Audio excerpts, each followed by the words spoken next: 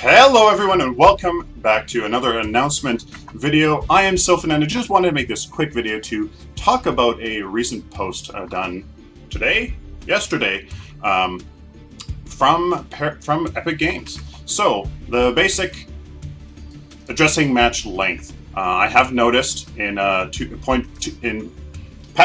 2.7 that the games are still long. They're still really long with the changes to the travel mode that may or may not come. Who knows how that will affect it, but they are taking measures nonetheless. So basically,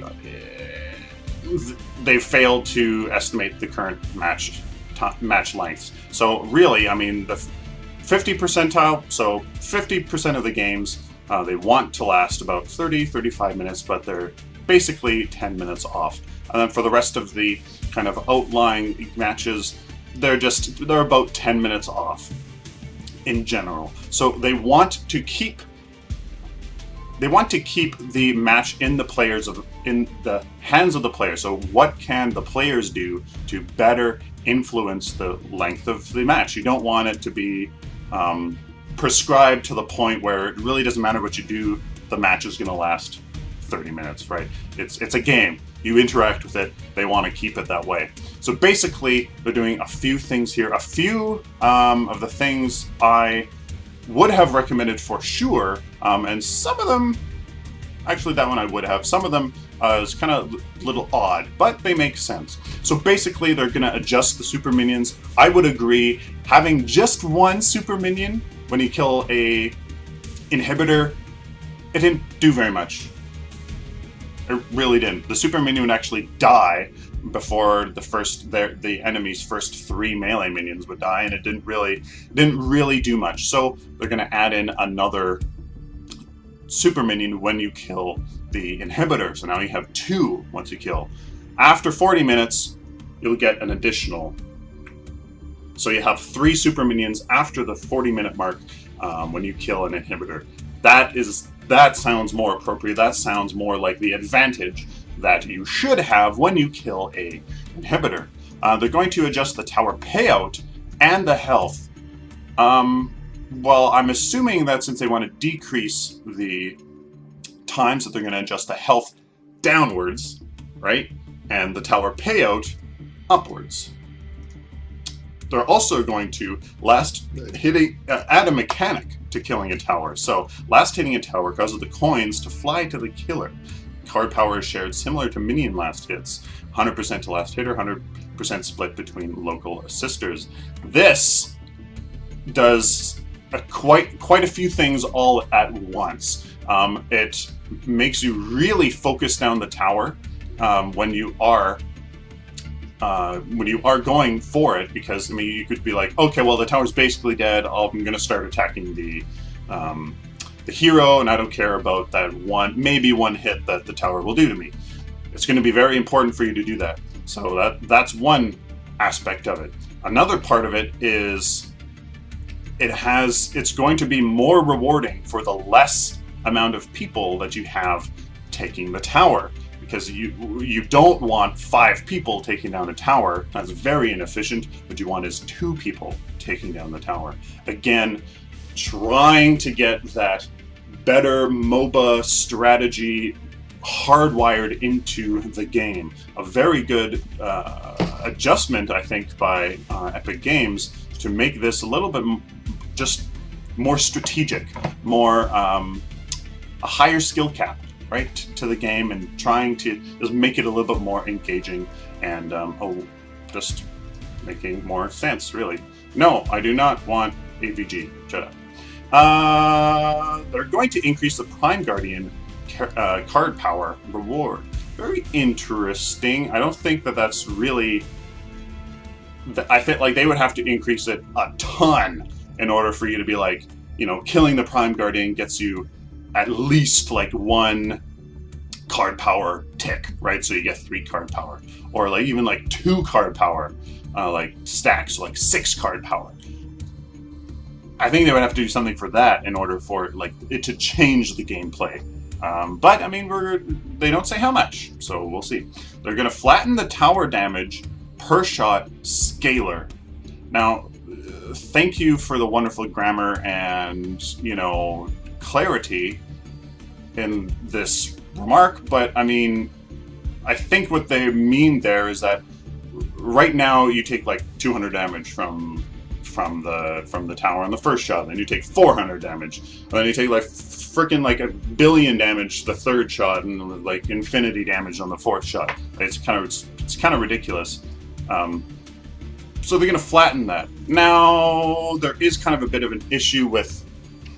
Apparently, in the comments here, people are like, "Oh my goodness, I can't defend a tower." But I mean, I've been the solo person defending a tower against two people, and you just stand in front of the tower and make sure that the enemy hits you when they're trying to hit the tower, and then the tower just attacks them and they go away. I don't really see the issue here with the damage that the tower does. I think they should increase the damage done by the tower on the first shot and make the scalar, like, just make the increase just slightly incremental, like 200, 300, 400, 500, like something like that, or actually probably something more like 300, 400, 500, 600, something like that, so that it's increased a little bit on the very first shot. So you're like, ooh, ah, really got to get out of there, instead of, I can take 2 or 3 and then get out, right?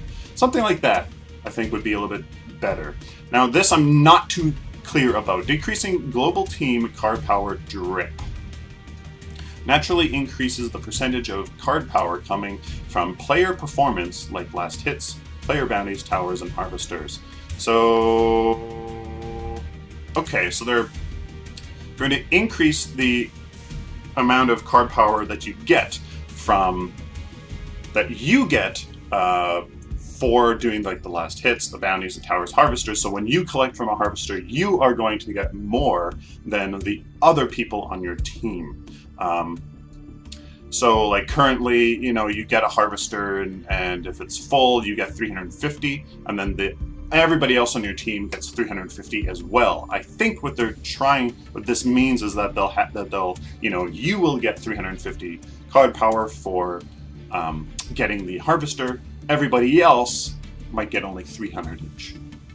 I think that's what they mean here. And then, you know, with last hits, you will get more and your teammates will get less. Add additional card power into player performance card power to account for the loss from drip. Add additional card power into player performance card power.